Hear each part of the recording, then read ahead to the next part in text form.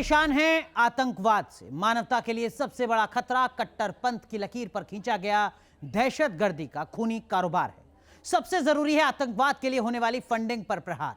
इसे लेकर आज प्रधानमंत्री नरेंद्र मोदी ने 2 दिन चलने वाले अंतर्राष्ट्रीय सम्मेलन का उद्घाटन किया। इसमें केंद्रीय गृह मंत्री अमित शाह भी मौजूद थे। प्रधानमंत्री नरेंद्र मोदी ने आतंकी संगठनों की फंडिंग पर करारा वार ही बताया टेररिज्म के खिलाफ सबसे असरदार।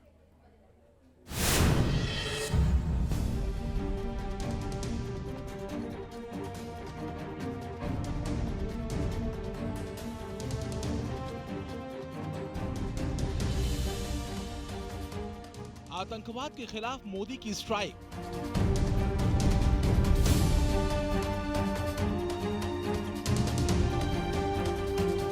मोदी मंत्र, no money for terror.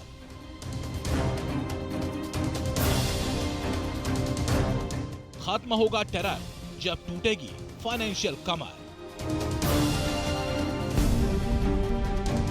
Terror के खिलाफ दुनिया में अब तक जो नहीं हुआ, अब पीएम मोदी का फोकस उस पर है। आतंकवाद से त्रस्त दुनिया में मानवता का संदेश फिर बढ़े, इसकी तैयारी पुख्ता कर ली गई है। और इस बार वार आतंकवाद की रीढ़ पर है। टेररिस्ट पर नहीं बल्कि टेररिज्म पर सीधी स्ट्राइक है।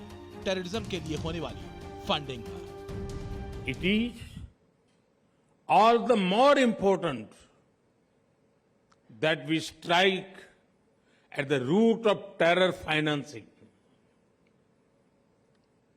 Ideally, there should be no need for anyone to remind the world of the dangers of terrorism.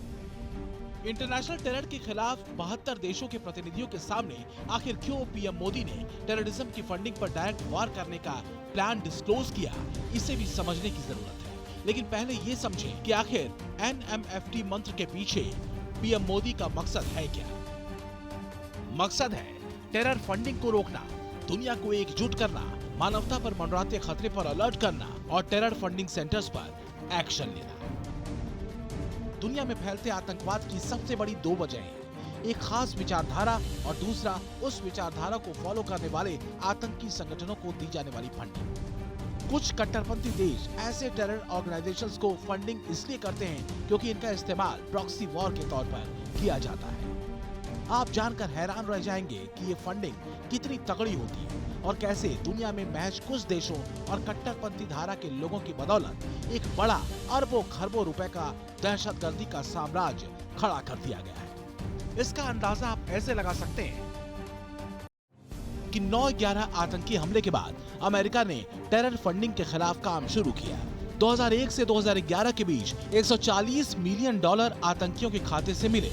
इसी तरह ISIS की कुल संपत्ति करीब $1.7 मिलियन की बताई जाती है। Organizations and individuals that try to create sympathy for terrorists must also be isolated. There can be no ifs and buts entertained in such matters. सवाल यह है कि आखिर टेरर आउटफिट्स को इतने बड़े पैमाने पर फंडिंग आती कहां से है। तो टेरर फंडिंग के ये रास्ते एक नहीं कई हैं। टेरर फंडिंग का बड़ा जरिया है चैरिटी, दान, ज़कात। इसके अलावा हथियारों की तस्करी, ड्रग्स तस्करी के जरिए भी मोटा माल आतंकी गुटों के पास पहुंचता